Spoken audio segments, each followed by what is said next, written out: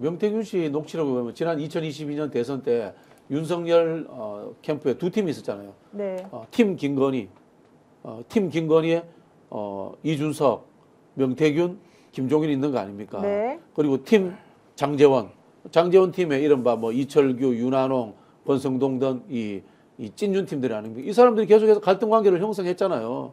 그러면은 저는 명태균 씨가 갖고 있는 폰에 김종인, 그다음에 이준석 관련되는 내용들도 충분히 있을 거라고 봐요. 이게 모르겠습니다. 이 세 사람이 형제 정도 사이다. 그러면은 녹취 안 했을 수도 있고, 그러나 그 정도 관계는 아닐 것 같아요. 그렇다면 녹취는 다 있어요. 저는 있을 것 같아요. 제가 알기로는. 그리고 그 일부를 김소연 변호사가 볼 수도 있었다라는 생각도 들고요. 네. 제 생각에는 그러니까 저는 명태균 씨의 예지발이 끝난 것 같다는 느낌을 많이 갖게 되는데요.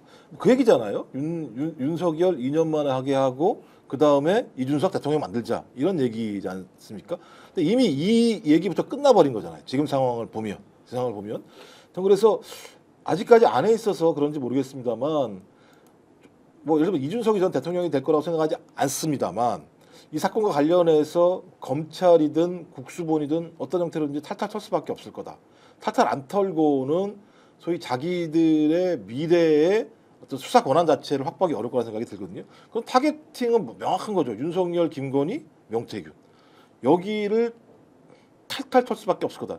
탈탈 턴다는 얘기는 뭐 없는 거 턴다는 얘기가 아니고요. 있는 내용들을 털 수밖에 없는 건데 계속 얘기했던 게 그런 거 아닙니까? 명태균이라는 사람을 통해서 이준석이라는 사람이 당대표가 됐는데 그것이 진짜 합당한 방식의 소위 선거운동 방식으로 된 거냐. 저렇게 생각할 수가 없다는 거예요. 아무리 봐도. 그렇다면 뭔가 여기에는 작업이 들어갔을 거다라고 얘기가 나오고 오죽하면 그다음에 윤석열이 대선 경선 과정에서도 뭔가 문제가 있을 거라고 얘기를 하면 이 대선 경선 과정에 이 문제 이것을 다 가능하게 했던 시뮬레이션은 오세훈 이준석이었을 거란 말이에요. 그러면 윤석열이 문제가 되는데 이준석과 오세훈이 문제가 안 된다라고 얘기를 하는 게 말이 돼요? 그렇죠. 그러면 윤석열도 문제가 없는 거지. 전 그래서 저는 뭐 진실은 밝혀지겠죠. 아직 이런 얘기를 계속 하는 것도 좀 짜증나기도 하고요. 제가 볼 때는. 이게 훨씬 더 큰 폭탄이 될 수 있는 게요. 네. 국민의힘 대선 주자를 다 아웃시킬 수도 있고 그러니까. 실제로 이 사안이 진실로 밝혀진다면 이거야말로 위헌 정당 소속에 걸릴 확률이 가장 높습니다. 정당 해산. 네. 지금 내란죄 문제인데요. 내란죄 문제를 제가 이제 변호사한테 물어봤습니다. 물어봤더니 이게 당이 공식적으로 내란 기획에 참여했다거나 그 다음에 당이 공식적으로 강령에다가 군사 쿠데타라든가 이런 것들을 쓰지 않는 한은 개인 외에는 쉽게 해당이 안 된다 이렇게 이야기하더라고요. 내란죄에 대해서는. 근데 이 부분은 다릅니다. 이 부분은 다른 게 대선 후보 선거 조작으로 됐다. 그 다음에 뭐 유명한 광역시도지사들 전부 다 선거 조작으로 후보가 됐다. 그러면은 이게 통진당 해산 사태였던 비례대표 후보 선정 과정에서의 조작으로 통진당이 해체된 상황.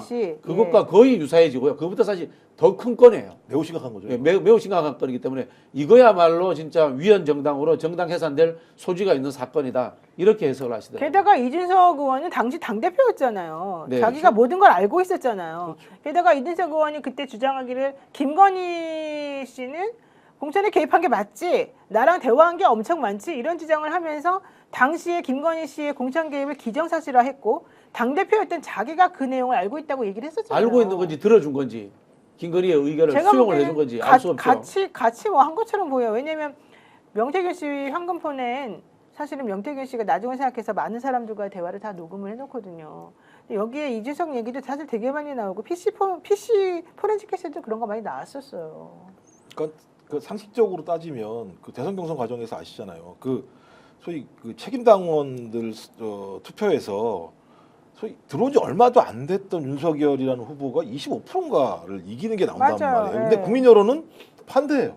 예, 예.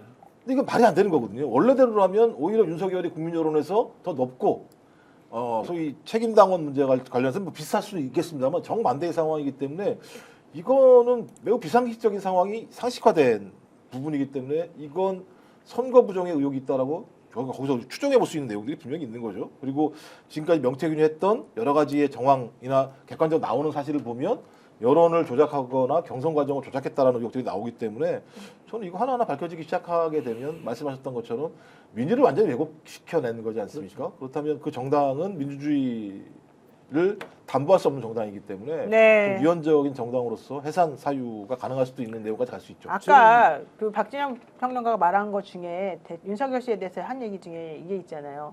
만약에 선거부정이 없었으면은 훨씬 더 큰 표 차이로 내가 이길 수 있었는데 네. 그렇게 생각해서 부정선거라고 그랬다잖아요.